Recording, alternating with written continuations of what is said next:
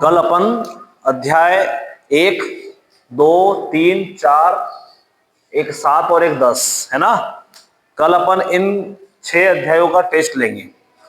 तो आज अपन उन प्रश्नों को हल करेंगे, ऑब्जेक्टिव वाले प्रश्नों को, 2 नंबर वाले प्रश्नों को जो पेपर में आ सकते हैं, है ना, जिनके मतलब ऑब्जेक्टिव बनते हैं। तो अपन अपनी कोशिश रहेगी कि आज इन चैप्टरों को अपन अच्छे से करें कि कल वाला टेस्ट आपका अच्छा जाए और कल जो टेस्ट होगा उसका जो पेपर रहेगा उसको फिर उसके सॉल्यूशन को भी अपन करवाएंगे उसको।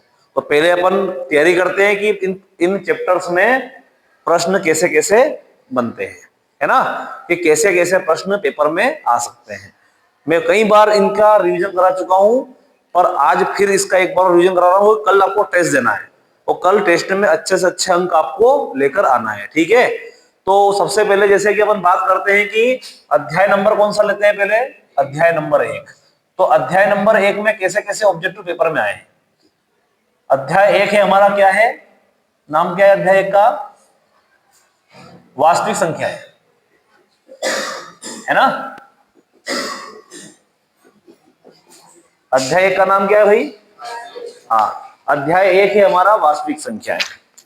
तो अपने को ये वन लाइनर जो वन लाइनर आपको पेपर में आया है तो इसका भी उपयोग कर सकते हैं, पर जैसा मैं बता रहा हूं लगभग ये वन लाइनर से संबंधित रहेंगे। तो कैसे कैसे प्रश्न पेपर में आए हैं। सबसे पहला, वास्तविक संख्या में आपको क्या आता है, सबसे पहले वास्तविक संख्या होती क्या है।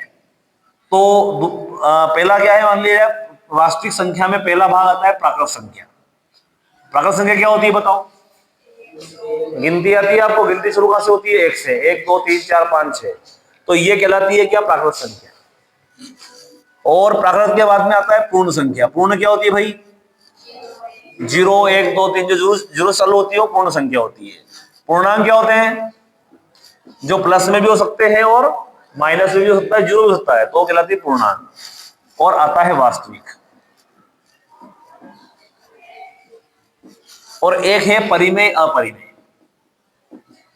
परिमेय और वास्तविक। तो एक ऑब्जेक्टिव यहां से डेफिनेटली बना है। अभी मैंने 65 नंबर का टेस्ट लिया था तो उसमें भी एक ऑब्जेक्टिव, 2 ऑब्जेक्टिव यहीं से बने थे, यहीं से बनाए थे मैंने। तो प्रश्न क्या था हमारा, क्या पेपर में कैसा आता है, सभी प्राकृत संख्याएं, हम इधर से इधर जाएंगे तो क्या होती है बात, उधर से इधर आएंगे तो। परिमेय संख्या क्या होती है बताओ, परिमेय संख्या होती क्या है, ऐसी संख्याएं जिनको अपन P/Q के रूप में निरूपित कर सकते हैं, क्या कहलाती है, परिमेय संख्या। और ऐसी संख्याएं जिनको P/Q के रूप में निरूपित नहीं कर सकते वो कहलाती है अपरिमेय संख्या। और अपरिमेय क्या होती है भाई, जैसे रूट में √3, तो ये रूट अपना √2, √3, √5, √6, है ना, √7, √8। तो रूट में जो संख्या रहती है वो क्या होती है, अपरिमेय संख्या होती है। तो हम इधर से इधर जाएंगे तो क्या होगी बात, सत्य, और उधर से इधर आएंगे तो क्या होगी बात, तो ये बात होगी हमारी असत्य। तो अगर सवाल आ गया, मान लो सभी पूर्ण संख्याएं पूर्णांक होती है, तो ये क्या बात हुई। और यूं आ गया कि सभी वास्तविक संख्याएं प्राकृत संख्या होती है, तो ये होगी असत्य। सभी परिमेय संख्याएं वास्तविक होती है, और यूं आ गया कि सभी वास्तविक संख्याएं अपरिमेय होती है, तो ये होती है असत्य, है ना। एक ऑब्जेक्टिव यहां से आता है, पेपर में आ गया। √2 क्या है, परिमेय क्या अपरिमेय, तो अपरिमेय। √3 क्या है, अपरिमेय के परिमेय, अपरिमेय। एक प्रश्न यहां से अपना बन सकता है। अगला ऑब्जेक्टिव कहां से बनता है भाई, कि एक परिमेय संख्या, एक परिमेय संख्या और एक अपरिमेय संख्या। और प्लस का मतलब क्या होता है भाई, प्लस का मतलब होता है योग, और इसका मतलब होता है घटाव या व्ययकलन। क्या होता है भाई, एक परिमेय संख्या और एक अपरिमेय संख्या का योग या व्ययकलन क्या होता है भाई, अपरिमेय संख्या होती है। और एक आता है अपना परिमेय और एक अपरिमेय। और ये प्लस माइनस से क्या जाएगा, गुणा भागा जाएगा। ये भी क्या होता है भाई, ये भी होता है हमारा अपरिमेय संख्या होती है। पर एक वर्ड आएगा आगे, शून्यतर। शून्यतर का मतलब होता है शून्य को छोड़कर। तो पेपर में आ गया कि एक परिमेय और एक अपरिमेय संख्या का गुणनफल क्या होता है भाई, शून्यतर। एक शून्यतर परिमेय और अपरिमेय संख्या का विभाजन क्या होता है, तो वो भी क्या होता है, अब शून्यतर का मतलब होता है शून्य को छोड़कर। आगे बात समझ में। तो ये ऑब्जेक्टिव मोस्ट इंपोर्टेंट ऑब्जेक्टिव आता है अंकगणित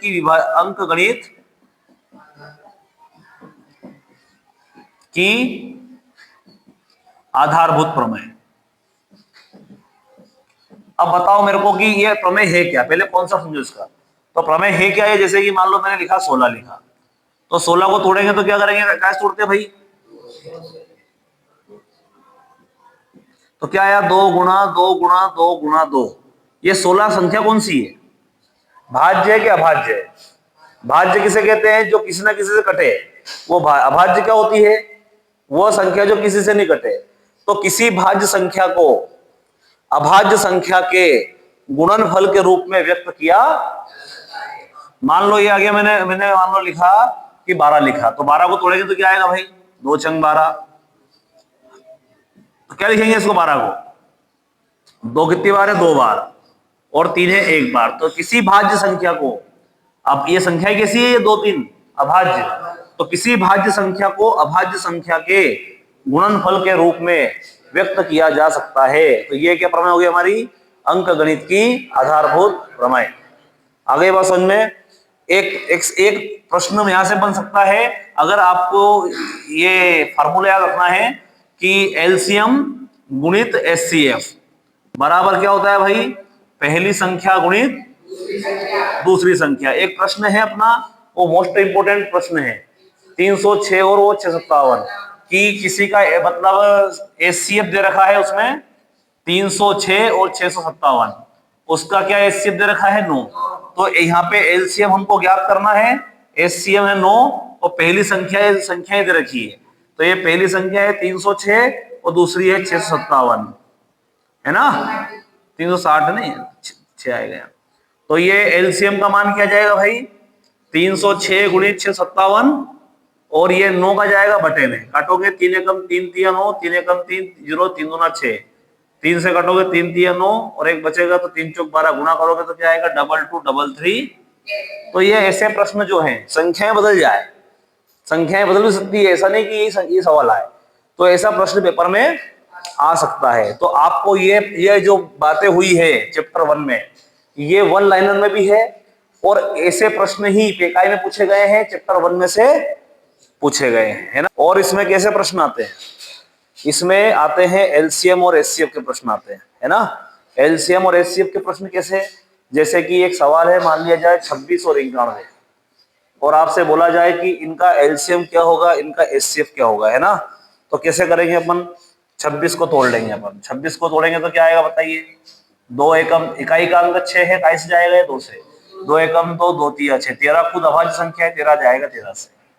91 को तोड़ेंगे तो क्या आएगा भाई, काई से जाएगा 7 से, क्योंकि 2 से भी जाएगा, 9 और 1 10 है, तो काई से 3 से भी जाएगा, क्योंकि 9 और 1 10, 3 के पार होता है क्या, अंकों का योग 3 के पहाड़े में आता है तो 3 से जाता है। इकाई का अंक 5 होता है तो काई जाता है, वो 5 से जाता है। अब अच्छा 7 एकम 2 बच गया तो क्या आ जाएगा, 7 तिया 21 और 13 एकम।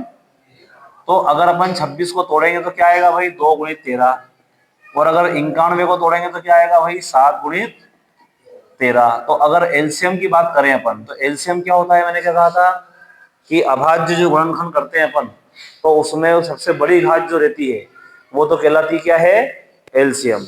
और सबसे छोटी घात जो रहती है वो क्या कहलाती है, इससे पहले वाले में बड़ा अपन ने बड़ी घात वाला आता है तो एलसीएम। तो आप बताओ यहाँ पे 2 यहाँ पर है, 2 यहाँ है क्या, तो यहाँ 2 नहीं है, मतलब 2 कितनी बार है यहाँ पर, 0 बार। 13 यहाँ 1 बार है, 13 यहाँ भी 1 बार है, 13 तो 1 है। 7 यहाँ पर है, पर 7 यहाँ है क्या, तो 7 कितनी बार है मतलब यहाँ पर। तो अगर अपन बात करें एलसीएम की, तो एलसीएम क्या होती है, सबसे बड़ी घात। सबसे बड़ी घात तो देखो 2 यहाँ कितनी बार है, 1, कुछ भी नहीं मतलब 1 बार, है ना। 13 भी कई मतलब 1 बार है, तो 2 यहाँ पे 1 बार है, 2 यहाँ पे 0 बार है। सबसे बड़ी घात क्या हो जाएगी, 2 1 बार। उसके बाद 13 की बात करें, 13 भी यहाँ पे 1 बार है, 13 भी यहाँ पे 1 बार है, अधिकतम कितनी बार है 13 दोनों में, 1 बार, तो ये 13 आ जाएगा। और यहाँ देखो 7 यहाँ पे 0 बार है, 7 यहाँ भी, यहाँ पे कितनी बार 7, तो ये आ जाएगा 1 बार। तो गुणा करेंगे तो क्या आएगा, 13 दूना 26 और 26 और गुणा कर तो इसका क्या आएगा, 13 7 कितना होता है 91, और 91 का 2 में गुणा करें कितना आएगा 182। तो इसका एलसीएम क्या जाएगा हमारा 182 आ जाएगा, है ना। और बात करें अपन किसकी एचसीएफ की, तो एचसीएफ मतलब इनमें सबसे कम बार होती है। तो सबसे कम बार कौन है भाई, 2 यहाँ पे 1 बार है, 2 यहाँ पे 0 बार है, तो 2 कितनी बार आएगा यहाँ कम बार। 13 यहाँ पे 1 बार है, 13 यहाँ भी 1 बार है, 13 कितनी बार आएगा 1 बार आ जाएगा। 7 यहाँ 0 बार है, 7 यहाँ 1 बार है, तो कम बार कौन है 0 बार, तो 7 0 बार आ जाएगा। तो देखो आप जिसकी घात 0 होती है उसका मान कितना होता है, तो ये 1 गुणित 13 गुणित 7 की घात 0 हो गई, तो 13 एकम, तो एचसीएफ का मान तो क्या आ गया 13 और एलसीएम का मान क्या आ गया 182। क्लियर हो गई बात। तो ऐसे प्रश्न 2 नंबर में भी आ सकते हैं और ऑब्जेक्टिव में भी आ सकते हैं। तो ऑब्जेक्टिव में आएंगे इसलिए मैंने ये बताया आपको। अगला ऑब्जेक्टिव कैसा आता है 2 नंबर का प्रश्न, जैसे कि मान लिया यूं आ गया कि 140 को अभाज्य गुणनफल के रूप में व्यक्त करो। तोड़ना ना चाहिए, तोड़ो कैसे, तोड़ोगे बताओ इसको, अभाज्य गुणनफल करो इसको व्यक्त। 2 से काटो इसको, 2 7 14 0 का 2 से काटो इसको, 2 3 6 1 बच गया, 2 5 10। अब बताओ 3 और 5 8, 3 के बारे में 8 आता है क्या, 3 से नहीं जाएगा, कैसे जाएगा ये। तो इसको तोड़ेंगे कैसे अपन 140 को, 2 कितनी बार है 5 कितनी बार है 1 बार, 7 कितनी बार है 1 बार, तो बेटा तो ये हो गया हमारा आंसर। तो ऐसे प्रश्न भी 2 नंबर में या 1 नंबर में ये अपने से पूछ सकता है। एक बार ये पूछा गया था 1 नंबर में कि 140 को अभाज्य गुणनफल के रूप में व्यक्त करो, तो कैसे करोगे आप, 2 की घात 2 इंटू 5 गुणित 7 इसका आंसर था, तो इसका नंबर दिया था अपना 1। तो ऐसे प्रश्न जो पेपर में 1 नंबर में आए हैं तो ये 2 नंबर में भी आ सकते हैं। तो ये सारे प्रश्न मैंने करवाए, इस टाइप क्या करना है आपको, है ना। चलो अगला अध्याय करते हैं अपन, अध्याय नंबर 2। और अध्याय 2 क्या है हमारा, अध्याय 2 का नाम है हमारा बहुपद। क्या है, अध्याय 2 का नाम हमारा है बहुपद। तो अध्याय 2 में बहुपद में सबसे पहले अपन क्या करते हैं, बहुपद कितने प्रकार के होते हैं, तो बहुपद में सबसे पहला प्रकार होता है रेखिक बहुपद, जो पेपर में पूछते हैं। अगला होता है उसके बाद द्विघाती बहुपद, क्या होता है, अगला तीसरा प्रकार होता है त्रिघाती बहुपद, चौथा प्रकार होता है अचर बहुपद, और 5वां प्रकार होता है, ये 5 प्रकार के बहुपदों के प्रश्न पत्र में पूछे गए हैं। तो इनमें पूछा क्या गया है सबसे पहले, तो सबसे पहले पूछी गई है इसकी घात, और अगला पूछा गया है शून्यक। तो बहुत सरल है। तो अगर यूं पूछ ले आपसे, रेखिक बहुपद में घात होती है और शून्यक होते हैं, द्विघाती बहुपद में घात 2 शून्यक, त्रिघाती में, अचर बहुपद में और शून्य बहुपद में घात होती है अपरिभाषित, और जो शून्यक होते हैं वो भी क्या होते हैं अपरिभाषित। आ गई बात समझ में। तो घात भी क्या होती है अपरिभाषित, तो शून्यक भी कैसे होते हैं हमारे अपरिभाषित। ओके, तो इतने ऑब्जेक्टिव हो गए कंप्लीट अपने, ये इतने ऑब्जेक्टिव हो गए। अगला जो ऑब्जेक्टिव आता है, तो अगले ऑब्जेक्टिव में ये पूछा जाता है, सबसे महत्वपूर्ण है कि अपने से ये बोला जाए किसी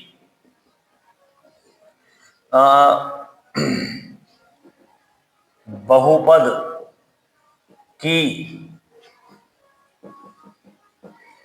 अधिकतम घात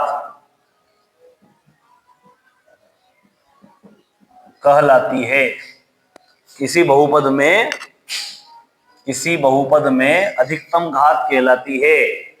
तो क्या कहलाती है, किसी बहुपद की जो अधिकतम घात है वो क्या कहलाती है, किसी बहुपद की अधिकतम घात जो होती है वो कहलाती है बहुपद की घात। क्या कहलाती है, बहुपद की घात। अगर यूं आ गया कि किसी बहुपद की अधिकतम घात 1 है, तो कैसा बहुपद होगा, किसी बहुपद की अधिकतम घात 1 है तो कैसा होगा वो, 2 घात हो तो, 3 घात हो तो त्रिघाती बहुपद होगा। क्लियर है। अगला कैसा आता है भाई, ध्यान देना।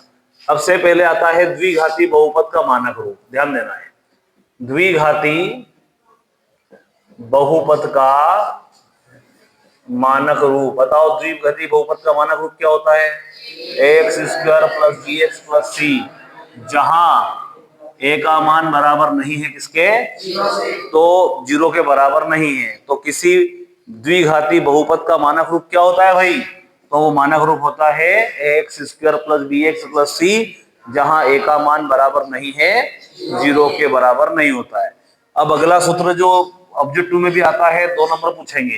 तो बताओ, सबसे मैंने कहा था सबसे मोस्ट ऑब्जेक्टिव है द्विघाती बहुपद बनाने का सूत्र। बताओ क्या होता है ये द्विघाती बहुपद बनाने का सूत्र क्या होता है भाई? बताओ ये x square minus alpha plus beta x plus alpha into beta कोष्टक बंद के। आ गई बात समझ में? अगर आपको यहाँ पे शून्यकों का योगफल दिया हो और शून्य को गुणनफल दिया हो, तो आप इस फॉर्मूले में मान रख के कर सकते हैं, बहुपद बना सकते हैं। और यहाँ से सूत्र बनता है हमारा शून्यकों का योगफल अल्फा प्लस बीटा बराबर क्या होता है? इसके ऑब्जेक्टिव पूछे गए पेपर में, तो ये होता है माइनस बी बटे, और अल्फा इंटू बीटा का फॉर्मूला क्या होता है?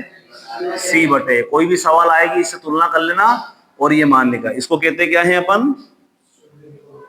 इसको कहते हैं शून्यकों का योगफल, और इसको कहते हैं शून्यकों का गुणनफल। ओके, तो गुणनफल क्या हो जाएगा हमारा? अल्फा इंटू बीटा बराबर हो जाएगा हमारा सी बटा ए, और योगफल क्या होगा? अल्फा प्लस बीटा बराबर हो जाएगा माइनस बी बटा ए। अगला जो आता है कि रेखिक बहुपद का वक्र कैसा होता है? रेखीय बहुपद का वक्र, रेखीय बहुपद का वक्र जो है अभी प्रश्न पत्र में पूछा गया था, तो वो होता है हमारा सरल रेखा। कैसा होता? रेखीय बहुपद का वक्र होता है सरल रेखा, और जो द्विघाती बहुपद होता है उसका वक्र जो होता है वो होता है हमारा परवलयाकार, परवलय के आकार का होता है ना।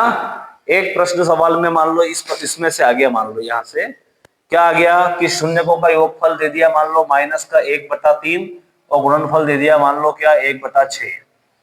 तो द्विघाती बहुपद बनाइए, तो कैसे बनेगा? क्या होता है फॉर्मूला? द्विघाती बहुपद बराबर ब्रैकेट एक्स स्क्वायर का माइनस का और अल्फा प्लस बीटा का मान क्या है? माइनस 1/3, तो माइनस माइनस ये हो जाएगा 1/3 एक्स, और अल्फा इंटू बीटा का मान क्या है? और कोष्टक बंद, और क्या कर देंगे? और क्या करेंगे? सबसे आपको बताया मैंने कि बटे में सबसे ज्यादा जो रहता है उसी का को अपन के का मान रखते हैं। तो के का मान क्या रखेंगे बेटा? के बराबर 6 रखने पर तो ये हो जाएगा हमारा एक्स का स्क्वायर, और प्लस ये हो जाएगा हमारा एक्स गुना 1 में करो x/3, और ये हो जाएगा 1/6, और के का मान आ जाएगा गुना करो 6 का गुना इसमें करो पहले, और यहाँ पे करोगे 6 का गुना यहाँ करोगे तो क्या आएगा? और माइनस 6 का यहाँ करोगे तो 6 कम, तो बटे में 6, 6 से जो कट जाएगा यहाँ, तो यहाँ पे कटो 3 एकम 3, 3 दूना 6, तो आंसर क्या जाएगा? 6x square plus 2x plus 1। एक ऑब्जेक्टिव यहाँ से ऐसा बन सकता है, 2 नंबर में भी आ सकता है। दूसरा जो है कैसा ऑब्जेक्टिव बनेगा भाई? इसमें से आपसे ये बोला जाएगा, जैसे यहाँ कर रहा हूँ इसको, कि अगर आपको न्यू दे दिया कि मान लो दे दिया कि 5x स्क्वायर माइनस का 3x और माइनस का 7, इसमें शून्यकों का योगफल होगा, तो सबसे पहला कार्य क्या करेंगे अपन? ये ऑब्जेक्टिव बना के दूंगा कल में, कि सबसे पहला कार्य क्या करेंगे अपन? सबसे पहला इस काम करेंगे, इसका मानक रूप से तुलना करेंगे। मानक रूप क्या होता है इसका? तो मानक रूप होता है x square plus b x plus c, इससे इसकी तुलना करेंगे। तो बताओ ए का मान क्या आएगा? ए का मान आ जाएगा 5, बी का मान क्या आएगा? 3 माइनस का, और सी का मान क्या आएगा? तो ए का मान आ गया 5, बी का मान -3, और सी का मान आ गया 5। अगर पेपर में आया शून्यकों का योगफल, तो योगफल का फॉर्मूला क्या बताया मैंने अभी आपको? ये होता है माइनस का b/a, और माइनस और b का मान क्या है? -3, तो प्लस हो गया, और a का मान क्या है? तो हमारा आंसर क्या जाएगा? प्लस का 3/। और अगर आपसे ने बोला कि शून्यकों का गुणनफल कितना होगा, तो उसका फॉर्मूला क्या होता है गुणनफल का? c/a। तो c का मान क्या है भाई? माइनस का 7, और a का मान कितना है? 5। तो इस प्रकार से अगर पेपर में प्रश्न आता है शून्यकों का योगफल का और शून्यकों के गुणनफल का, तो आपको कैसे करना है? ऐसे उसको हल करना है। सबसे सरल ऑब्जेक्टिव एक और है जो पेपर में आता है, तो वो किस प्रकार से आता है ध्यान देना। जैसे कि इसको यहाँ बता रहा हूं मैं, अगर पेपर में प्रश्न आ गया कि 5x + 2 का शून्यक है, 5x + 2 का शून्यक क्या है, तो क्या करोगे आप, कैसे करोगे, शून्य ज्ञात करना है, जिसका भी शून्य ज्ञात करना है उसको बराबर कर देंगे किसके, 0 के, और 5x लिखेंगे, 2 जाएगा उधर, का हो जाएगा माइनस का, तो x का मान आ जाएगा हमारा माइनस का 2/5। आ गई बात समझ में। अगर ऐसा ऑब्जेक्टिव आ गया, मान लो कि ax प्लस बी का शून्य है, तो ax प्लस बी का शून्य क्या होगा, तो क्या करेंगे, इसको कर दो किसके बराबर, 0 के बराबर, तो ax बराबर क्या आ जाएगा माइनस बी, और x का मान आ जाएगा माइनस का b अपॉन। चलो ये नहीं आया अपने को, और अगर पेपर में प्रश्न ऐसा आ गया कि यूं आ गया कि मान लो कि एक्स स्क्वायर माइनस 9 का शून्य क्या होगा, तो एक्स स्क्वायर माइनस 9 का शून्य क्या होगा बताओ। जिसका भी शून्य ज्ञात करना होता है तो हम क्या करते हैं, उसको कर देते हैं किसके बराबर, तो एक्स वर्ग बराबर 9 जाएगा उधर, तो काय हो जाएगा, तो एक्स बराबर वर्ग घटेगा तो क्या आ जाएगा, करने लग जाएगी, और 9 आगे क्या आएगा, तो एक्स का मान आ जाएगा प्लस माइनस 9 का वर्गमूल क्या हो जाएगा। अरे 9 नहीं आया, मान लो ये आ गया हमारा कि एक्स स्क्वायर माइनस आ गया 15 आ गया, एक्स वर्ग माइनस 15 का शून्य क्या होगा, तो क्या करेंगे, इसको 0 करेंगे, तो एक्स वर्ग बराबर करेंगे 15, और एक्स बराबर जैसे वर्ग घटेगा तो करंट लग जाएगी 15, और आगे क्या जाएगा प्लस माइनस। एक और प्रश्न कैसा आता है, एक प्रश्न आता है ग्राफिकल वाला। अगर आपसे ये बोला जाए यदि किसी बहुपद में यदि कोई वक्र एक अक्ष को 2 बिंदुओं पर प्रतिच्छेद करता है ना, यदि कोई वक्र एक अक्ष को 2 बिंदु पर प्रतिच्छेद करता है तो उसके शून्य कितने होंगे, 2, 3 बिंदु पे करेगा तो 4 बिंदु पे करेगा तो, और अगर ये नहीं आए आपको ऐसा वक्र बना दे, बताओ इसके शून्य कितने होंगे। तो आपको पता होना चाहिए आड़ी लाइन क्या होती है, एक अक्ष खड़ी लाइन क्या होती है, तो ये वक्र हमने बनाया है, तो ये एक अक्ष को कितने बिंदु पे काट रहा है, 1, ये 2 और ये 3, तो इसके शून्य कितने होंगे, 3 शून्य होंगे। अगर मान लो ये मैंने ये ग्राफ बनाया और मैंने ऐसा ग्राफ बना के ऐसे कर दिया इसको, बताओ इसके शून्य कितने होंगे, कितने होंगे शून्य, 1 के 0, 0 क्यों होगा, क्योंकि ये काट रहा है किसको, y अक्ष को काट रहा है, एक अक्ष को, और अनुपूछ से कारण बताओ, तो हम लिखेंगे कि यह वक्र एक अक्ष को किसी भी बिंदु पर प्रतिच्छेद नहीं कर रहा है, अतः इसके शून्य क्या होंगे।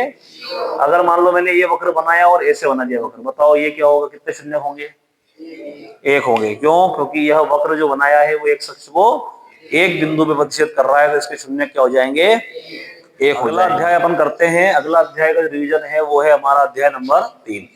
अध्याय नंबर 3 का नाम क्या है साहब, अध्याय नंबर 3 का नाम है हमारा, अध्याय 3 जो है तो 2 चरों वाले रेखिक समीकरण युग्म, है ना। 2 चर मतलब ऐसे समीकरण जिसमें 2 चरों का प्रयोग हुआ है, और समीकरण मतलब जिसमें बराबर भी है, और युग्म मतलब वो एक समीकरण नहीं है, वो 2 समीकरण है। युग्म मतलब होता है जोड़ा। तो सबसे पहला कार्य जो इस पाठ में अपन करना है, तो सबसे पहले अगर ये ऐसा 2 चरों वाला रेखिक समीकरण युग्म आ जाए और अगर आपसे पूछ ले कि इसका मानक रूप क्या है, तो बताओ मानक रूप कैसे याद रखना अपने को। A1 गैप छोड़ना है B1 प्लस C1 बराबर 0, और A2 प्लस B2 और प्लस C2 बराबर 0, यहाँ पे x यहाँ पे y, x यहाँ पर y, और ये इसका मानक रूप होता है। ओके, सबसे मोस्ट इंपोर्टेंट आपका जो सही विकल्प चुन के लिखिए वाला प्रश्न आएगा, एक प्रश्न डेफिनेटली यहाँ से पूछा जाएगा। तो सबसे पहले अपन बात करते हैं रेखाएं, यहाँ पे टेबल याद रखनी है आपकी, तो रेखाएं, दूसरी रेखाओं में क्या होंगे उनके हल, और हल के बाद में क्या करना है, प्रतिबंध, है ना। या प्रतिबंध अपन पहले कर लेते हैं, तो प्रतिबंध अपन पहले कर लेते हैं, प्रतिबंध, और फिर क्या आएगी संगतता। तो एक ऑब्जेक्टिव डेफिनेटली आएगा। प्रतिबंध में क्या आया, आपने ये रेखिक समीकरण युग्म निकाला, इनके अनुपातों को निकाला, तो प्रतिबंध, पहला प्रतिबंध अगर मान लो ऐसा आता है कि A1 बटा A2 बराबर नहीं आता है, कैसा, तो भाई इसका हल कैसा होगा, यहाँ पे अपन करते हैं हल, और यहाँ हल करेंगे, और यहाँ लिखते हैं मान लो रेखाएं, तो इसका हल क्या होगा, तो इसका हल होगा हमारा अद्वितीय हल। अब जिसका अद्वितीय हल होता है मतलब ऐसी 2 रेखाएं, जो ये रेखाएं कैसी होगी, तो ये रेखाएं होगी हमारी प्रतिच्छेदी, कैसी होगी, प्रतिच्छेदी रेखाएं जो रहती है उनका हल कैसा होता है, एक होता है। तो अगर अपना a1 बटा a2 बराबर नहीं आया किसके, b1 बटे b2 के, तो हल कैसा होगा, अद्वितीय, और रेखाएं कैसी होगी हमारी, प्रतिच्छेदी। संगतता की बात करें, जिनका हल कोई ना कोई निकले तो वो होती है संगत, जिसका हल निकले ही नहीं तो वो होती है हमारी असंगत। तो यहाँ पे संगतता कैसी होगी भाई, इसको कहेंगे अपन संगत। क्या कहेंगे? दूसरा आता है प्रतिबंध। अगर मान लिया a1 बटा a2 का मान हमारा b1 बटा b2 के आ गया, लेकिन बराबर नहीं आया किसके, c1 बटा, तो इसका हल क्या होगा भाई, तो इसके हल होंगे, कोई हल नहीं होंगे। और कोई हल नहीं होंगे मतलब ऐसी दो रेखाएं कैसी होगी, जो एक दूसरे को कहीं भी नहीं काटती हो। तो ऐसी रेखाएं कैसी रहेगी, ये ऐसी रेखाएं कुछ इस प्रकार से रहेगी, जिस ऐसी रेखाएं जिनको कितना भी आगे या पीछे बढ़ाएं एक दूसरे को कभी नहीं काटती, तो ऐसी रेखाएं कहलाती है हमारी समांतर। और वो काटेगी नहीं तो हल भी निकलेगा, तो समांतर रेखाएं होगी। और जिनके हल नहीं होते हैं तो वो क्या होता है, असंगत, है ना। तो ये हो जाएगी हमारी असंगत। तीसरा जो प्रतिबंध बनता है हमारा वो होता है a1 बटा a2 बराबर b1 बटा b2 बराबर c1 बटा c2। तो यहाँ पे क्या होगा इसका, अनंततः अनेक हल, मतलब ऐसी रेखाएं बनाओ जो एक दूसरे को हर बिंदु पे काट रही है। तो क्या होगा, ये आएगी रेखा के ऊपर रेखा। तो जब रेखा के ऊपर रेखा खींचते हैं तो ऐसी रेखाएं होती है हमारी संपाती रेखाएं। और ऐसे का हल भी कैसा होता है, संगत। लेकिन ये संगत होगा किस प्रकार का, आश्रित संगत। तो ये आश्रित संगत अपन इसको हम कहेंगे। तो एक ऑब्जेक्टिव हमारा डेफिनेटली कहां से आता है, यहां से हमारा एक ऑब्जेक्टिव यहीं से हमारा पूछा जाता है। और कैसे ऑब्जेक्टिव हमारे पूछे जाते हैं, ध्यान देना। अगर आपको इसमें क्या देगा, आपको जो दे दिया कि मान लो कि y बराबर दे दिया आपको mx प्लस 3 दे दिया, और आपको दे दिया कि बिंदु दे दिया मान लो 4 3, m का मान ज्ञात करो, या दे देगा वो, ये नहीं देगा मान लो 4 3, दे देगा कि x बराबर 4 है एवं y बराबर कितना है, 3 है, तो m का मान कितना होगा। तो क्या करना आपको जो समीकरण दे रखी है उसमें आपको x की जगह क्या रखना है, 4 रखना है, और y की जगह रखना क्या है, 3। तो क्या करोगे, y की जगह रखना है 3, तो 3 रख दो यहाँ पे, m गुणा x का मान कितना रखना है भाई, और प्लस का 3। तो क्या करेंगे, 3 ऐसा कैसे, 3 इधर आया तो काय हो जाएगा, बराबर m गुणित 4, 3 में से 3 गया तो ये 4 बटे में जाएगा, तो ये हो जाएगा m। तो m का मान क्या आ गया हमारा, 0। संख्याएं बदल सकता है वो, है ना, संख्याएं अपने ही बदल सकता है।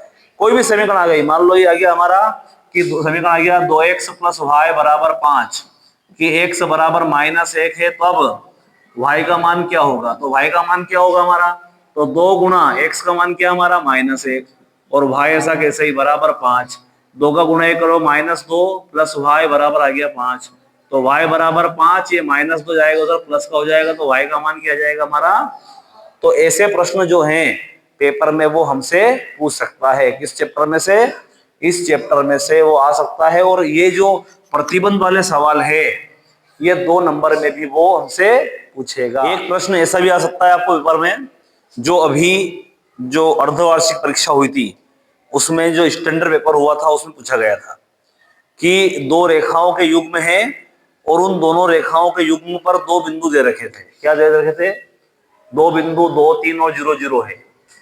तो बताओ वो रेखाएं किस प्रकार की है। 2 रेखाएं हैं, अगर वे 2 रेखाओं पर 2 बिंदु मिल रहे हैं अपने को, मतलब 2 पॉइंट मिल रहे हैं। अब मान लो ये वाली रेखा रहेगी तो कितने पॉइंट मिलेंगे इस पे, है ना, ये वाली रेखा रहेगी तो कितने पॉइंट मिलेंगे अपने को, एक भी मिल रहा है क्या इसमें, पर ये ऐसी रेखा रहेगी तो उसमें कहीं 2 क्या, हजारों बिंदु मिलेंगे।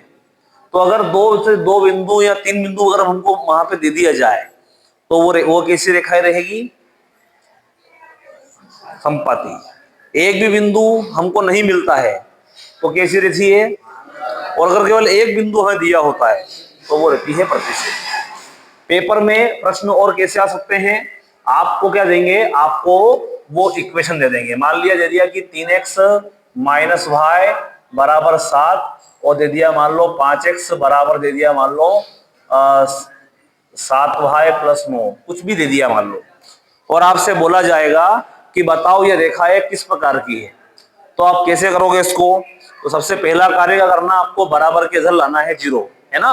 तो बराबर के इधर 0 कैसे लाओगे बेटा, तो क्या करोगे, 3x लिखना है, माइनस का y लिखना है, 7 जाएगा इधर, का हो जाएगा बराबर 0। अब देखो 5x है यहाँ पर, ये बराबर के इधर 2 है, दोनों बराबर के इधर है, तो 7y भी इधर आएगा तो, और 9 भी इधर आएगा तो, और बराबर। सबसे पहला कार्य करेंगे, इसकी मानक रूप से तुलना करेंगे। बताओ मानक रूप क्या होता है इसका, ये मानक रूप ये रहा, तो इसकी तुलना कैसे करेंगे अपन, मानक रूप से। तो बताओ यहाँ पे a1 क्या आएगा, x के साथ में जो रहे वो a1, a1 का मान y के गुणा में कुछ भी मतलब क्या है, 1 है। तो बताओ b1 का मान क्या रहेगा, -1, और c1 का मान क्या रहेगा, -7। बताओ a2 का मान क्या रहेगा, 5, b2 का मान क्या रहेगा, -7, और c2 का मान क्या रहेगा बताओ।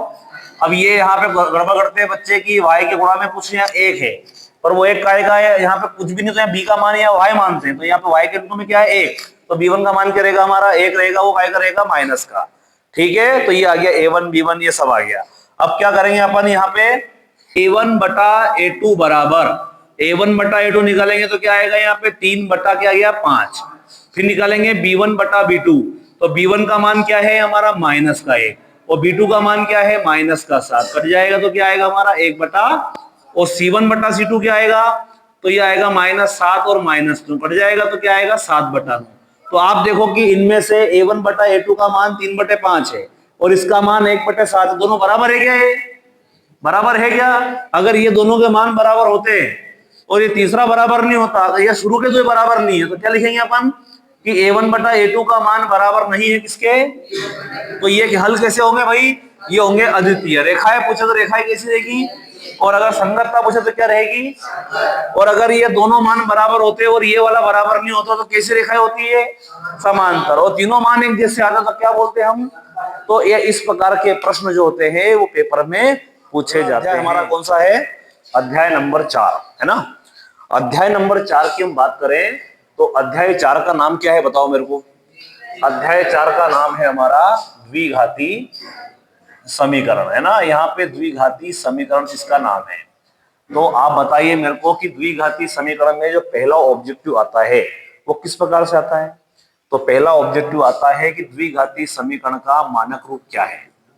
तो बताइए मानक रूप क्या होता है भाई इसका, ax² plus bx plus c बराबर 0, जहां पर a का मान कभी भी बराबर नहीं होगा किसके। देखो अगर ये a का मान 0 हो जाएगा तो ये पद ही हट जाएगा, और ये पद हट जाएगा तो ये द्विघाती समीकरण नहीं रहेगी, क्या हो जाएगी फिर ये रैखिक समीकरण हो जाएगी।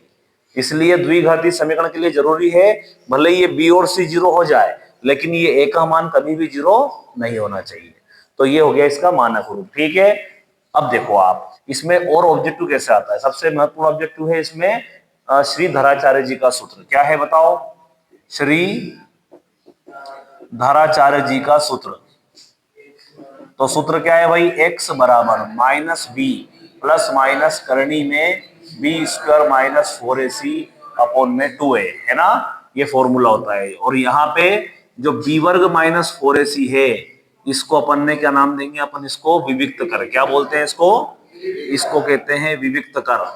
और विविक्त कर का मान होता है करनी के अंदर जो रहता है वो विविक्त कर होता है b² माइनस 4ac। मूल डिपेंड करेंगे। अब यहाँ से फिक्स ऑब्जेक्टिव आता है। अब यहां से निकलता है प्रश्न, देखो 2 नंबर में आता है मूलों की प्रकृति। अगर प्रश्न पेपर में आ गया कि मूलों की प्रकृति ज्ञात करो, तो मूलों की प्रकृति के लिए हमें यह निकालना जरूरी है। अब मूलों की प्रकृति में क्या होगा, यदि d का मान बड़ा आता है 0 से, बड़ा मतलब कैसा, अगर d का मान धनात्मक आ जाए, है ना। अगर मूल धनात्मक आ जाता है तो मूल कैसे होंगे, देखो वास्तविक तो होंगे, वास्तविक एवं असमान, है ना, वास्तविक और असमान। या फिर क्या आएंगे, प्रश्न आएगा 2 भिन्न मूल। और अगर d का मान अगर आप निकाला और क्या आ गया, बराबर 0 आ गया। अब 0 बताओ प्लस का होता है कि माइनस का होता है, तो 0 ना तो प्लस का होता है और ना माइनस का होता है।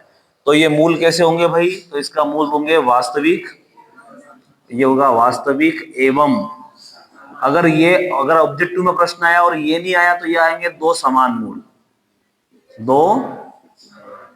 दो समान मूल भी हो सकता है, ओके। और तीसरी चीज आती है कि d का मान जब छोटा आता है 0 से, छोटा मतलब कैसा भाई, ऋणात्मक। तो ऋणात्मक आएंगे तो मूल कैसे होंगे, काल्पनिक। काल्पनिक आ जाए या काल्पनिक नहीं आएगा तो क्या आएगा, अवास्तविक आ जाए, और अवास्तविक नहीं आएंगे तो क्या आएगा, नहीं आएगा, मूल अस्तित्व में नहीं, क्या आ जाएंगे, मूल अस्तित्व में नहीं है, में नहीं। तो इस प्रकार के प्रश्न जो हैं पेपर में पूछे जाते हैं। आई बात समझ में? इस प्रकार के प्रश्न जो है यहां से पेपर में आते हैं। अब यहाँ पे अगर आपको इस फॉर्मेट में नहीं आया और कैसा आ गया, देखो दो तरह से आता है ये वाला प्रश्न, दो तरह से आता है। कैसा, यदि विविक्त कर का मान 0 से अधिक होता है तो मूल कैसे होंगे, ये नहीं आया तो नहीं आएगा, यदि विविक्त कर का मान धनात्मक होता है तो मूल कैसे होंगे, तो भी वही बात है। इसका प्रश्न क्या है, यदि विविक्त कर का मान 0 होता है तो मूल कैसे होंगे, यदि है ना, ये वाला कैसा आएगा, यदि विविक्त कर का मान 0 से छोटा होता है तो मूल कैसे होंगे, ये इस प्रकार से नहीं आया। तो यदि विविक्त कर ऋणात्मक होता है तो मूल कैसे होते हैं, तो वो क्या आएगा, मूल कैसे होंगे भाई, मूल काल्पनिक होंगे, अवास्तविक होंगे, या अस्तित्व में नहीं होंगे, है ना। तो ये इस प्रकार के जो प्रश्न है, ये जो ऑब्जेक्टिव है इस चैप्टर में से पूछे जाते हैं। एक प्रश्न और इसमें से आ सकता है, वो भी 1 नंबर में। कैसा आएगा ध्यान देना, अगर प्रश्न ऐसा आया कि x² माइनस x माइनस 4 बराबर 0, है ना, ये प्रश्न आ गया, और आपसे बोला जाए इसका विविक्त कर क्या होगा, ऑब्जेक्टिव में आएगा कल प्रश्न, संख्याएं बदल जाएगी। प्रश्न ऐसा आ गया कि इसका विविक्त कर क्या होगा, या ये नहीं आया इसके मूलों की प्रकृति क्या होगी, और 4 ऑप्शन आ गए कि मूल समान होंगे, असमान होंगे, वास्तविक होंगे, काल्पनिक होंगे, ऐसे ऑप्शन आ गया। तो क्या करोगे आप, तो क्या करना है, सबसे पहला कार्य क्या करना है बताओ ऐसे सवालों में, सबसे पहला कार्य होगा इसके मानक रूप से तुलना करना। मानक रूप क्या होता है भाई, तो मानक रूप होता है x² plus bx plus c बराबर, बताओ मेरे को a का मान क्या आएगा, x² के इंटू में कुछ मतलब क्या है a, तो a का मान आ जाएगा हमारा a।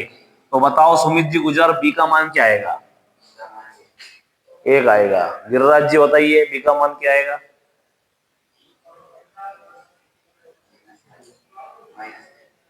x के बताओ यशराज क्या आएगा b का मान, x के गुणा में कुछ भी नहीं मतलब क्या है 1 है, तो b का मान आएगा -1 और c का मान क्या जाएगा -4। तो a का मान आ गया 1, b का मान आ गया -1 और c का मान क्या आ गया 4। कभी भी x वर्ग या x a b c के मान नहीं होते, आगे बात समझ में, संख्या ही मान होगा। कभी यूं मत बोलना कि x, ठीक है, तो a b c हो गया। तो अब यहाँ पे निकालेंगे विविक्त कर, फॉर्मूला क्या होता है भाई, b² माइनस 4ac।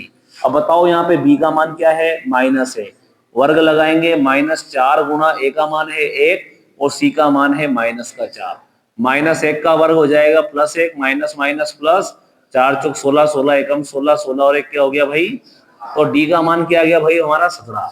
तो मूल कैसे हो जाएंगे, धनात्मक आया ना अपने को, ये धनात्मक आया, तो मूल कैसे होंगे भाई, वास्तविक या और असमान। यहाँ क्या लिख सकते हैं, 2 भिन्न मूल होंगे। अध्याय 1, 2, 3 और 4 कर चुके हैं, है ना। अगला अध्याय क्या है हमारा, अगला अध्याय हमारा है 7, और अध्याय 7 का नाम क्या है बताओ मेरे को, निर्देशांक ज्यामिति। निर्देशांक ज्यामिति। अब निर्देशांक ज्यामिति में क्या करना है भाई, ध्यान देना। निर्देशांक ज्यामिति में सबसे पहले हमें पता होना चाहिए कि ये हमारा क्या है, एक्स अक्ष है, और ये क्या है, वाई अक्ष। अब यहाँ बीच में क्या होता है, मूल बिंदु, इधर प्लस की संख्याएं होती है, इधर माइनस की संख्या होती है। ये सारे मान काय के होते हैं, एक्स वाले होते हैं। निर्देशांक में आड़ी लाइन जो रहती है वो एक्स अक्ष को दर्शाती है, खड़ी लाइन दर्शाती है वाई अक्ष को। ऊपर जो रहता है +1, +2, +3, +4, नीचे -1, -2, -3। जब आप 9वीं में थे तो आप पढ़ चुके हैं कि जब एक्स और वाई के मान दोनों प्लस के रहते हैं तो वो काय में होता है भाई, प्रथम चतुर्थांश में।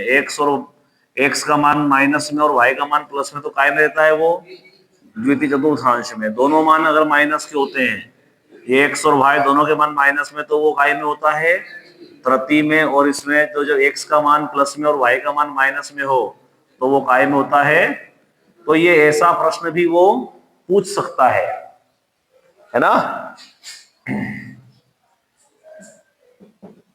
ऐसा प्रश्न भी वो पूछ सकता है कि वो किस चतुर्थांश में है। तो अगर दोनों प्लस के रहेंगे तो काय में है, प्रथम में। एक्स वाला माइनस में है, वाई वाला प्लस में है, तो काई में द्वितीय में, दोनों माइनस के हो तो तृतीय में, और दोनों काई में हो, एक्स वाला प्लस में हो, वाई वाला माइनस में हो, तो क्या होता है वो चतुर्थ में। ठीक है। अब यहाँ पे जो आगे वाला मान होता है, जैसे कि अपन ने लिखा यहाँ पे 4 और -3 लिखा है ना, कुछ भी लिखा, तो आपसे बोला जाए इस बिंदु में भुज है, तो आगे वाला मान क्या होता है भाई, भुज, और पीछे वाला मान क्या होता है हमारा, कोटि। आगे वाला मान भुज कहलाता है, और भुज होता है एक्स निर्देशांक। इसका एक और नाम क्या है, एक्स निर्देशांक कहलाता है भुज, और वाई निर्देशांक जो रहता है वो क्या कहलाता है, वाई निर्देशांक हमारा कहलाता है कोटि।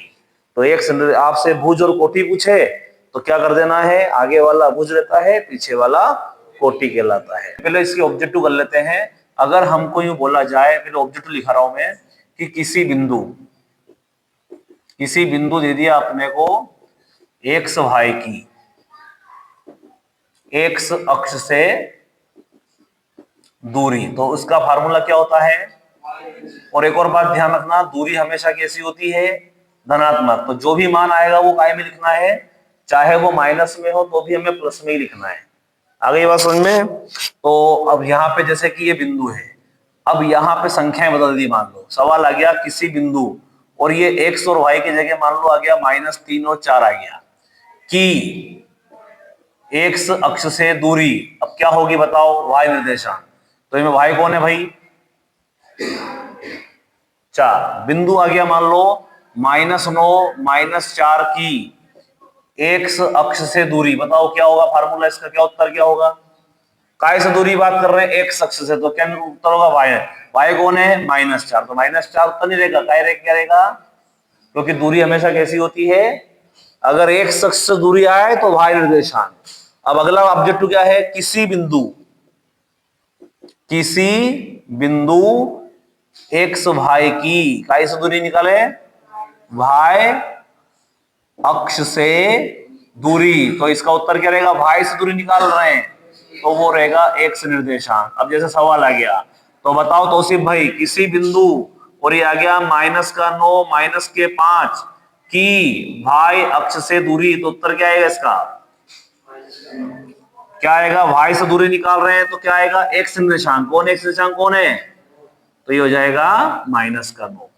तो -9 दूरी कैसी होती है, तो इसका उत्तर काय में आएगा, अगर आपको माइनस में लिखना है, दूरी प्लस में लिखना है, ओके, तो दूरी आए तो हमेशा काय में आएगी, प्लस में।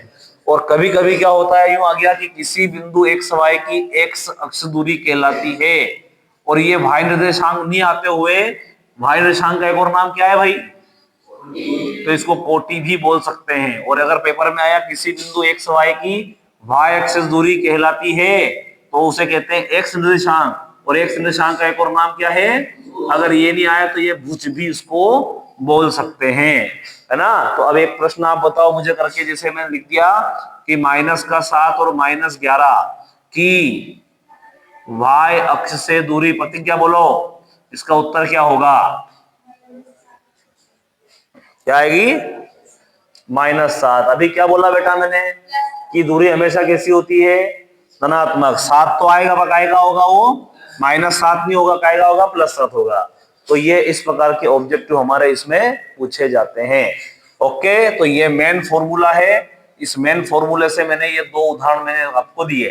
जो तीसरा ऑब्जेक्टिव आता है, दूरी का सूत्र। बताओ दूरी का सूत्र क्या होता है भाई, दूरी AB बराबर, तो आपके सामने अगर क्या दिया जाए, अगर आपको 2 बिंदु दिए जाए A और B, अब A क्या है, x1 y1, और B क्या है, x2 y2, तो दूरी का फॉर्मूला क्या रहेगा, AB बराबर करनी में x2 - x1 का होल स्क्वायर, और प्लस y2 - y1 का होल स्क्वायर। और एक और इसी से ऑब्जेक्टिव आता है, किसी बिंदु, अब आपको कोई बिंदु दे दिया, किसी बिंदु, एक बिंदु आपको दे दिया एक्स वाई की काई से दूरी, मूल बिंदु से दूरी, अगर आपसे पूछे, मूल बिंदु का मतलब होता है 0 0, तो एक्स वाई, यहाँ पे मान लो एक्स वाई आ गया, नहीं ये मूल बिंदु आ गया, तो इसका फॉर्मूला होता है करनी में, तो ये हो जाएगा x² + y²। अब पेपर में प्रश्न आ गया, अब पेपर में प्रश्न क्या है आपका, किसी बिंदु, ये प्रश्न आ गया किसी बिंदु, और ये आ गया मान लो -1 और -3 की मूल बिंदु से दूरी, तो क्या फार्मूला बनेगा भाई? करनी लगाना, आगे वाला मान किसका है? तो आपको अब पेपर में मैं संख्या बदलूंगा, आप पेपर में संख्या बदलूंगा ये वाली, तो क्या होगा? ये यहाँ जाएगा -1 का वर्ग और यहाँ जाएगा -3 का वर्ग, तो क्या आएगा बेटा? -1 का वर्ग क्या होगा? 1, और -3 का वर्ग क्या हो जाएगा? 9, 9 और 1 क्या हो जाएगा? तो करनी 10, और आपको पेपर में लिखना है इकाई। जैसे यहाँ भी तुमने लिखा है ना, दूरी पूछी गई है, तो दूरी इकाई में आती है, ये इकाई में 9 इकाई, यहाँ आएगा 7 इकाई, तो दूरी का हमेशा इकाई में लिखना है, इकाई में लिखना है। तो इतना समझ में आया आप लोगों को? इसमें और ऑब्जेक्टिव कैसे बनते हैं ध्यान देना। एक आता है, यदि कोई रेखा AB है, A है हमारा x1 y1 और B क्या है मान लिया जाए, तो अगर इसको कोई बिंदु C M1 अनुपात M2 में क्या करे? विभाजित करे, तो विभाजक बिंदु के निशान क्या होते हैं बताओ? फार्मूला होता है विभाजक बिंदु के निर्देशांक। तो फॉर्मूला क्या होता है भाई बताओ? ये होता है M1 x2 plus M2 x1 और अपन में M1 प्लस M2 और M1 y2 plus M2 y1 और अपन में आ जाएगा M1 प्लस। आई बात समझ में? तो देखो 2 नंबर में प्रश्न आएगा तो या तो दूरी का सवाल आएगा या फिर विभाजक बिंदु वाला आएगा, है ना? तो 2 नंबर वाले प्रश्नों में आप ये वाला फार्मूला अच्छे से करें और वो वाला फार्मूला अच्छे से करें। ऑब्जेक्टिव में विभाजक बिंदु के बाद अगला ऑप्शन आता है हमारा मध्य बिंदु वाला। तो बताओ मध्य बिंदु के निर्देशांक क्या होते हैं? मध्य बिंदु के निर्देशांक जो रहते हैं उसका फॉर्मूला होता है हमारा, बहुत ही मोस्ट है, x1 प्लस x2 बटे 2 और y1 प्लस y2 बटे 2। और इसके जैसे मान लो प्रश्न आ गया कि बताओ कि 2, 4 और आ गया मान लो 5, 6 के मध्य बिंदु के निर्देशांक ज्ञात करो, तो क्या करोगे बताओ? ये x1 और ये y1, ये x2 और ये y2, तो क्या आएगा बताओ? यहाँ पे x1 प्लस x2 तो 2 प्लस 5 बटे 2 और y1 प्लस y2 तो क्या आ जाएगा हमारा? 4 प्लस 6 बटे 2, तो क्या आ जाएगा? 5 और 2 ये हो जाएगा 7 बटे 2, 6 4 10 का आधा करो, तो इसका आंसर क्या जाएगा? 5। तो कुछ भी संख्या आ जाए, संख्या बदल के दूंगा पेपर में, तो आपको ऐसे उसको हल। जो अध्याय है वो क्या है हमारा? अध्याय नंबर 10। अध्याय नंबर 10 का नाम क्या है बताओ बेटा? अध्याय 10 का नाम है हमारा व्रत। अब व्रत से संबंधित कौन कौन से ऑब्जेक्टिव पेपर में आ सकते हैं, पहले उसके बारे में बात करते हैं। व्रत क्या है भाई? एक व्रत है, कागज पर प्रकार की नोक रखी, एक कुछ भी त्रिज्या लेकर घुमाया तो क्या बना? हमारा व्रत बना। तो ये क्या मतलब? सबसे पहले तो आपको दिमाग में कॉन्सेप्ट होना चाहिए कि ये क्या है। यहाँ नोक रखी अपन ने, तो ये क्या है भाई? ये है हमारा केंद्र। क्या है ये? और जो ये वाला हिस्सा है ये क्या कहलाती है? वृत्त की तो परिभाषा यहीं से बनती बेटा, कि वृत्त के केंद्र को परिधि से मिलाने वाली रेखा, तो इसको क्या कहते हैं अपन? तो इसको कहते हैं अपन त्रिज्या। तो सबसे पहला जो ऑब्जेक्टिव बनता है वो ये बन सकते हैं कि त्रिज्या की परिभाषा। दूसरा ऑब्जेक्टिव बन सकता है जीवा की परिभाषा। तीसरा ऑब्जेक्टिव बन सकता है व्यास की परिभाषा। चौथा ऑब्जेक्टिव बनेगा हमारा किसका? स्पर्श रेखा की परिभाषा। पांचवा ऑब्जेक्टिव बनेगा हमारा कैसा? छेदक रेखा की परिभाषा। और छठा ऑब्जेक्टिव बनेगा हमारा स्पर्श बिंदु की परिभाषा। तो ये परिभाषाएं इसमें से आ सकती है और उसके बाद में उससे संबंधित जो ऑब्जेक्टिव वो भी डिस्कस करेंगे अपन। तो सबसे पहले केंद्र क्या है? केंद्र को परिधि पर स्थित किसी बिंदु से मिलाने वाली रेखा कहलाती है त्रिज्या। अगर बात करें अपन जीवा की बात करें तो जीवा किसे कहेंगे? ये क्या है बेटा? ये वृत्त की परिधि। वृत्त की परिधि पर किन्हीं 2 बिंदु को मिलाने वाली रेखा कहलाती है जीवा। ये जीवा, कोई भी 2 बिंदु, ये 2 बिंदु ले लिए मैंने, इनको मिला दिया तो क्या कहलाएगी भाई? ये जीवा कहलाएगी। वृत्त की परिधि पर किन्हीं 2 बिंदु को मिलाने वाली रेखा जीवा कहलाती है। तीसरा ऑब्जेक्टिव क्या हो गया? ये पहला हो गया, ये दूसरा। तीसरा ऑब्जेक्टिव व्यास किसे कहते हैं? तो क्या करेंगे बताओ? वृत्त की परिधि पर किन्हीं 2 बिंदु को मिलाने वाली रेखा जो केंद्र से होकर जाती है क्या कहलाती है भाई? व्यास कहलाती है। ओके, और यहां से 2 ऑब्जेक्टिव और आ सकते हैं कि व्यास जो रहता है ना वो डबल होता है किसका? त्रिज्या का दुगना होता है, और त्रिज्या जो होती है तो वटे में पहुंच जाएगा, तो ये व्यास की क्या होती है? आधी होती है। आई बात समझ में? और व्यास जो रहता है वो क्या होती है? सबसे बड़ी जीवा। वृत्त की सबसे बड़ी जो जीवा है वो क्या कहलाती है? वृत्त की सबसे बड़ी जीवा हमारी कहलाती है व्यास कहलाती है। एक ऑब्जेक्टिव हमारा यहां से बन सकता है। क्लियर है। अब अगला जो है हमारे पाठ में जहां से स्टार्ट हुआ है वो है स्पर्श रेखा और ये है छेदक रेखा। तो स्पर्श रेखा मतलब ध्यान देना, यहां जीवा क्या कर रही है, वृत्त पर परिधि पर बिंदु को मिला रही है, जोड़ रही है। जोड़ना और मिलाना एक बात है, वो काटना अलग बात है। तो क्या है, अगर सवाल आया ये वृत्त है, यदि कोई रेखा वृत्त को एक बिंदु पे प्रतिच्छेद करे, नाम क्या आएगा, प्रतिच्छेद, या काटे। तो यदि कोई रेखा वृत्त को एक बिंदु पर काटे, एक बिंदु पर क्या करे, काटे या प्रतिच्छेद करे, तो वह रेखा कहलाती है। यदि कोई रेखा वृत्त को एक बिंदु पे प्रतिच्छेद करे तो क्या कहलाती है, स्पर्श रेखा। और यदि कोई रेखा एक वृत्त को दो बिंदु पर प्रतिच्छेद करे, यदि कोई रेखा वृत्त को दो बिंदु पर क्या करती है, प्रतिच्छेद करती है, तो क्या कहलाती है बेटा, वो छेदक रेखा कहलाती है। अब अगला आता है स्पर्श बिंदु। तो देखो ये क्या है, वृत्त है, और ये क्या है, वृत्त की ये क्या है, स्पर्श रेखा, और ये क्या है भाई, वृत्त। और ये वाला बिंदु जो है इसे ये कौन सा बिंदु है, ये वो बिंदु है जो स्पर्श रेखा पर भी है और वृत्त पर भी है। तो ये कौन सा हो गया हमारा, स्पर्श बिंदु हो गया। क्या हो गया ये, तो हम क्या बात करेंगे, एक तो क्या हो गई वृत्त, एक तो हो गया वृत्त, और एक क्या हो गई, वृत्त की स्पर्श रेखा। तो एक तो हो गया वृत्त और एक हो गया वृत्त की स्पर्श रेखा। इन दोनों का कौन सा बिंदु, इन दोनों का जो उभयनिष्ठ बिंदु है उसे क्या कहते हैं अपन, उसे हम कहते हैं क्या, वृत्त एवं वृत्त की स्पर्श रेखा का उभयनिष्ठ बिंदु कहलाता है। तो क्या कहलाता है बेटा, स्पर्श बिंदु कहलाता है। बात क्लियर हो गई। अगर आपसे प्रश्न आ गया कि वृत्त के स्पर्श बिंदु किसे कहते हैं, तो वृत्त एवं वृत्त की स्पर्श रेखा के उभयनिष्ठ बिंदु को कहते हैं, क्या कहते हैं, स्पर्श बिंदु, हम उसको कहेंगे। बात क्लियर हो गई। अब यहां से देखो कुछ छोटे छोटे ऑब्जेक्टिव पेपर में आते हैं। कैसे ऑब्जेक्टिव में आए, देखो आपसे पहला प्रश्न आएगा कि ये वृत्त है, वृत्त पर कितनी स्पर्श रेखा खींच सकते हैं। तो वृत्त पर कितनी स्पर्श रेखाएं खींची जा सकती है, तो वृत्त पर बिंदु कितने होते हैं, अनंत बिंदु होते हैं, और हर बिंदु पर क्या होती है, एक स्पर्श रेखा अपन खींच सकते हैं। तो वृत्त पर क्या होगी, तो वृत्त पर कितनी खींच सकते हैं, वृत्त पर स्पर्श रेखा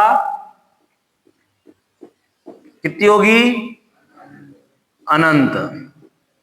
वृत्त पर किसी बिंदु पर, अगर आपसे प्रश्न आ गया किसी वृत्त पर किसी बिंदु पर, अब वृत्त पर किसी बिंदु की बात चल रही है, तो वृत्त पर कोई एक बिंदु है तो उस पर कितनी खिंचाएगी, तो वृत्त पर किसी बिंदु पर, तो इसका उत्तर आएगा। अब यूं आ गया कि वृत्त पर बाह्य बिंदु से, वृत्त पर बाह्य बिंदु से कितनी स्पर्श रेखा खींच सकते हैं। तो अगर आपसे बोला जाए ये वृत्त है, समझो बात को, और ये बाह्य बिंदु है, और आपसे बोला जाए कि ऐसी रेखा खींचो जो इससे होके जाए, तो एक तो रेखा ये होगी और एक रेखा, वृत्त पर बाह्य बिंदु से वृत्त पर कितनी खींच सकते हैं, तो उसकी संख्या क्या होगी, 2। और आपसे बोला जाए वृत्त पर कितनी समांतर स्पर्श रेखा खींच सकते हैं, तो ये वृत्त है तो एक रेखा ये और एक रेखा ये, तो समांतर तो क्या खिंचाएगी स्पर्श रेखा, 2 ही खिंचाएगी।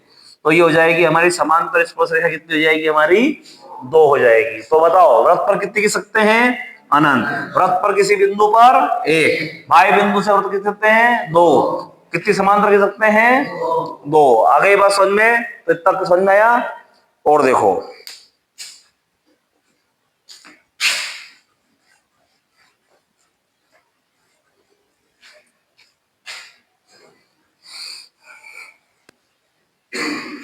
अगर आपसे बोला जाए, एक और ऑब्जेक्ट कहां से आता है कि वृत्त पर बाह्य बिंदु से खींची गई स्पर्श रेखाओं की लंबाइयां कैसी होती है। वृत्त पर बाह्य बिंदु से खींची गई स्पर्श रेखाओं की लंबाइयां, ये लंबाइयां है ए, पी ए और पी बी, ये कैसी होती है, तो ये कैसी होती है, दोनों समान होती है या फिर, तो वृत्त पर बाह्य बिंदु से खींची गई स्पर्श रेखाओं की लंबाइयां कैसी होती है, समान होती है। और एक और ऑब्जेक्टिव आता है, महत्वपूर्ण है, कि वृत्त है और ये वृत्त की क्या है, स्पर्श रेखा है। क्या है, ये वृत्त की क्या है भाई, स्पर्श रेखा है।